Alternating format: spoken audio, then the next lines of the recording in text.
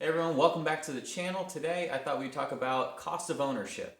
So the 2021 cost of ownership for all vehicles that I own, which is the 2017 Honda Ridgeline Black Edition, the 2020 RDX A-Spec, and the 2003 Acura CL Type S 6-speed.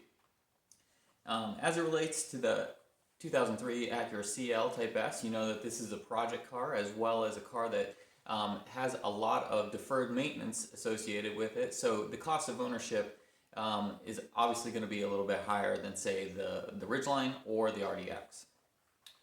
So on the Acura CL, the cost of ownership has a lot to do with deferred maintenance, as I mentioned, but also things that I'm replacing when I notice something or when I'm in there and I'm doing it anyways. I'm just going to go ahead and replace that item. Either because it's too complicated to go back in there once I've taken everything apart, or because I've noticed something and that something is drastic enough that I want to go ahead and address it now instead of down the road. Also, some of these things I haven't shown on video. Some of these will be a future video. So not to spoil anybody's surprise, so to speak, when it comes to this information. But if you notice something, it may be because I haven't actually released a video for it. And so as it goes on the list, it's in order of most recent to least recent. And so if you don't want to know what the top few are, then I would say go ahead and skip ahead, and I'll put that in the description of the video, how far to skip ahead if you want to just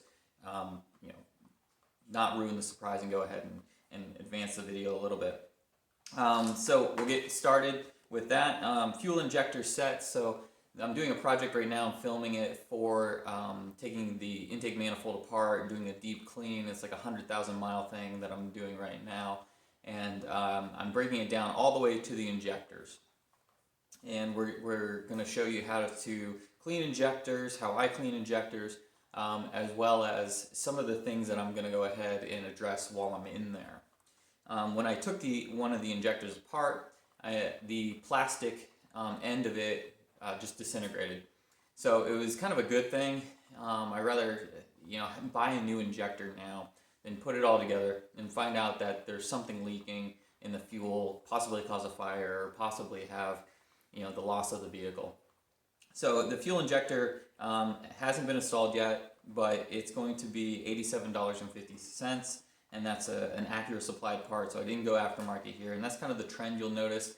I try to go OEM whenever possible. That way this car is going to go back the way it came out of the assembly line, so to speak.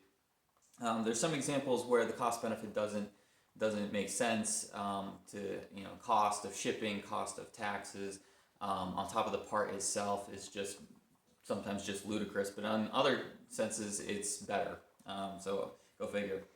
I'm going to go ahead and replace the valve cover on the front. It's pretty corroded. I would typically powder coat it, and I think anybody would typically powder coat it, but for some reason, it's only $98.73 from Acura. It's still available. The rear isn't available, which is in equally bad shape, but you don't really see that one because it's at the back of the engine. So that could be down the road when I go back in there to do something else. I might pull the rear valve cover off and have it powder coated, but it was going to cost me $200 to get it powder coated, or $98.73 from Acura to get a whole new one. And essentially I'll have a spare that later down the road I could sell, or I could powder coat it, or I could do another project with it. So that's one example where it actually pays to get the OEM part. Next, PVC grommet. This is like the little rubber insert that goes into the back of the engine, and then the PCV valve gets installed into it, so it's just the rubber grommet. And it was about $20 from Acura, and I thought that was a little outrageous because I can get a quality aftermarket part for $1.03, and just that's fine for me in my world. it's worth the expense of $1.03. And even if it fails, I can replace it and not really incur much cost. Because I'm taking the valve covers off, there's a valve cover gasket set that is going to be $16.10. The whole manifold is being taken apart and resealed, cleaned out, resealed. So that's a number of parts associated there. And I'm going to throw this up on the screen so that you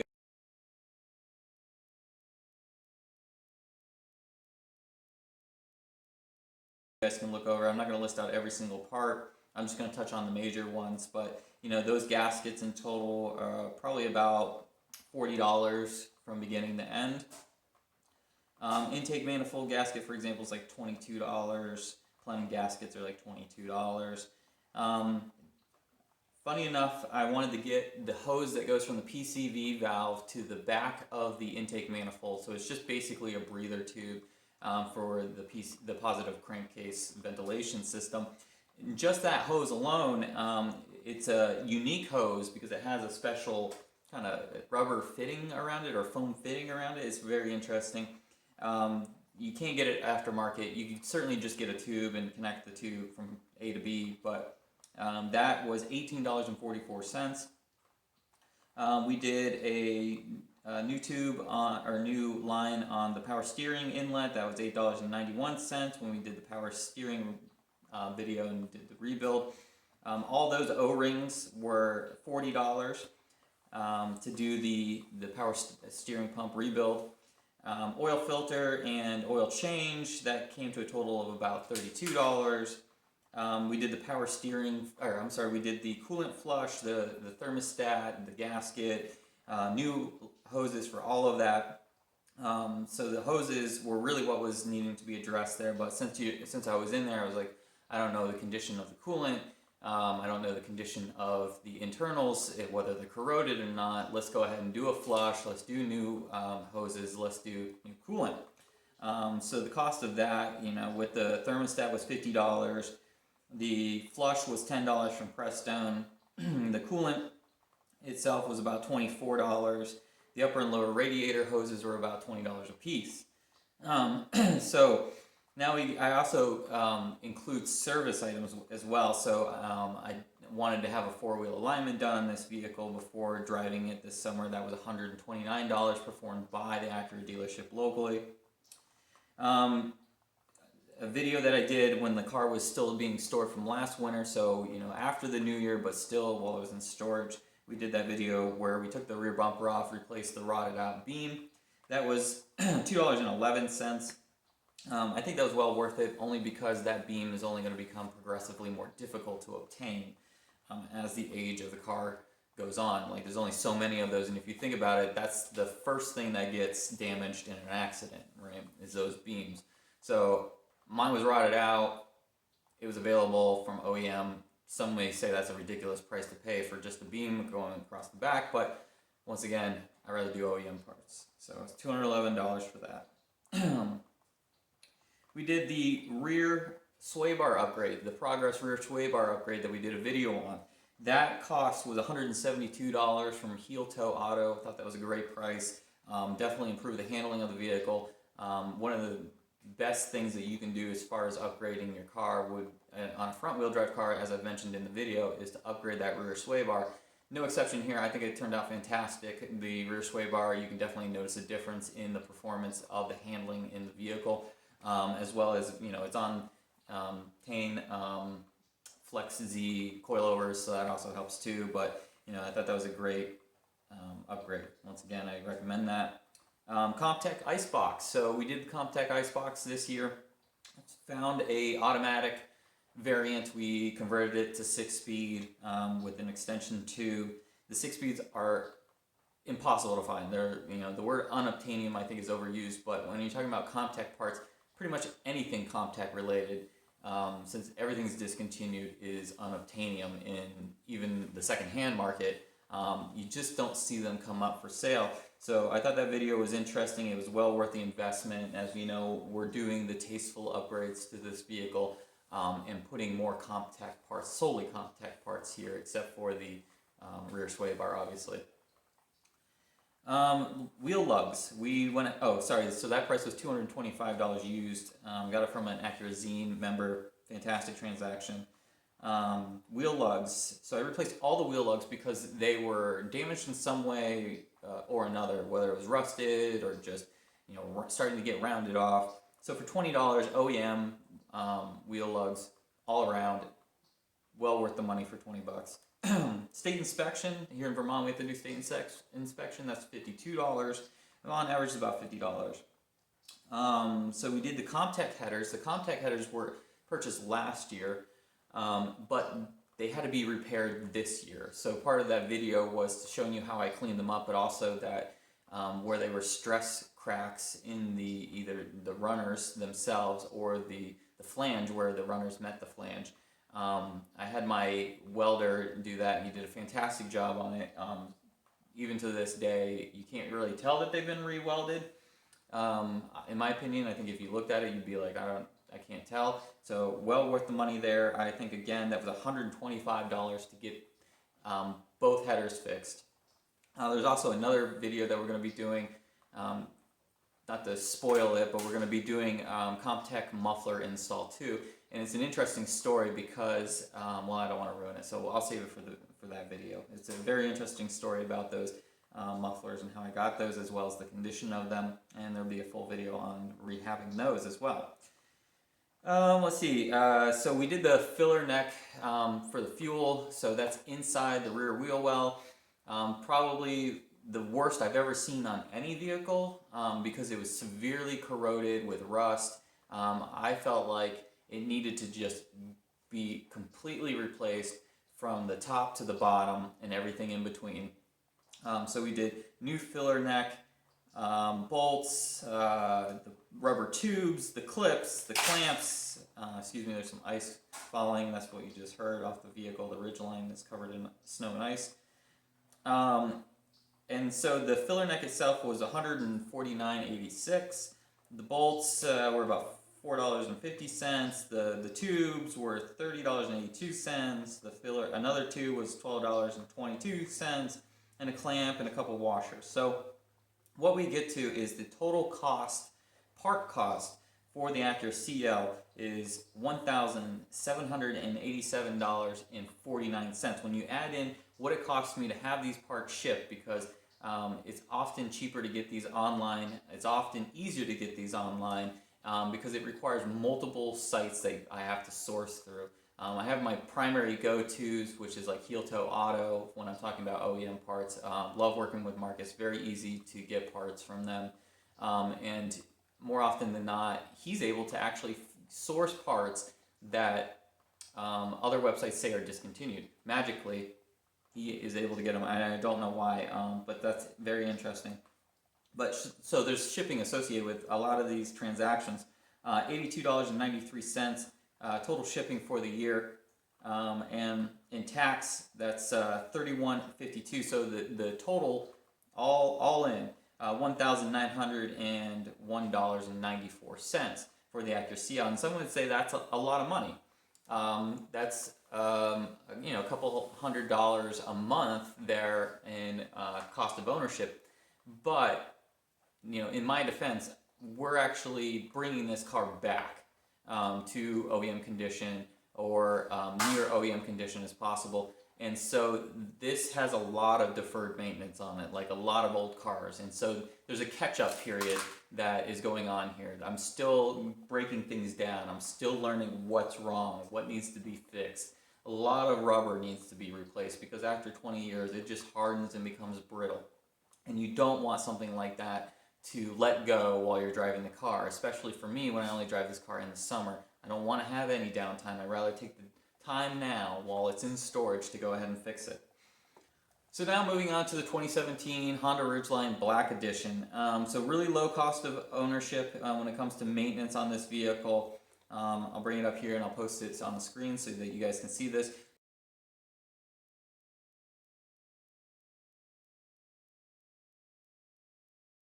But we did one oil change this year because I don't put a lot of miles on it, even though it's my daily, I don't have a big commute. We did transmission fluid and the filter replacement, which we did a video on. So I didn't break down the filter cost, but all in on the transmission fluid change, that was $42.95. We did the rear differential fluid change, that was $26.99. So the total cost of maintenance on the Honda Ridgeline, $107.18. That's like extremely low. Now, what I would say is that is going to ramp up. So unlike the CL that's going to ramp down, the Ridgeline is going to ramp up because it's my primary vehicle in the wintertime, and the winters here take a toll on vehicles, let's say that. So I can, ball joints, sway bar link ends, a bunch of things is going to need to eventually be replaced. I talk about in a video that's going to be released soon, the rear brakes are going to, the whole brake system is going to need to be gone through, fluid change, pads, rotors, the whole shebang. So there's going to be some more costs, but for 1 year, this year, I only paid $107.18. So now I'm talking about the 2020 RDX. Not a lot of cost of ownership there.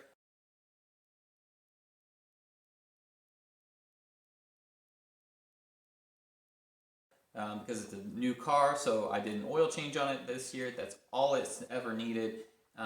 Fantastic vehicle. The only thing I would say about it is there's something going on with the infotainment system with the RDXs, and there's constant releases, and I find it very frustrating to do a navigation map update on that vehicle. So that would be the only downside I would say to this vehicle so far.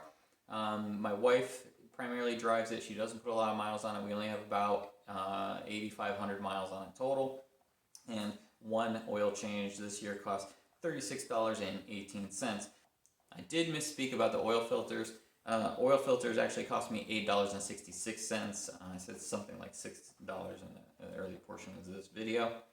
So all in this year, just over $2,000 total for all three vehicles, which I think is very interesting. Not a lot of cost this year for the Acuras as well as the Hondas. Part of owning an older car is that you have to make peace with the fact that you are going to spend money, especially when you're acquiring that vehicle from somebody who did not take great care of it. I talk about in my other videos about how much work has had to be put into this vehicle to get it to where it is today. And we've had subframe rotting out. We had suspension that was just horrible condition that needed to be replaced. And now we're digging down into the engine, and at 100,000 miles, just over 100,000 miles, the Acura CL has. It's all about bringing it back up, replacing a lot of rubber parts that are hard, that are eventually going to let go here. So there is a lot of maintenance and costs associated with that, but we're also doing tasteful upgrades too, like the ice box, the upper sway bar, which I did not put in there. The upper sway bar for this vehicle was $250, which I got online used, obviously. So we'll add that in there. So actually, the cost of ownership is a little bit higher when you factor in upgrades. But so we're probably talking about $2,400 then with the upgrades. And then there's some other things that I haven't actually gotten to yet that'll be in an upcoming video that I'm not going to associate costs because I don't know what the total cost is yet. So I'm curious, how much do you guys spend on your vehicle, and do you think that it's reasonable to spend this much on an old Acura? Personally, I think it is because these cars are super rare, and it's a pleasure to drive these vehicles. So we do have to maintain them, and that's the price you pay for having an older vehicle. But I'm curious to see how much you guys spend on your vehicles per year, whether you think it's, what you think is a reasonable amount to pay, and what upgrades do you want to put on your car, and how much do you think that you'll spend in the upcoming year? For me, I don't know what that's going to be. I kind of just go ebb and flow with how much it costs and factor that in as the price to pay for play. So leave a comment and hope to hear from you guys. Thanks. Have a good day and happy holidays.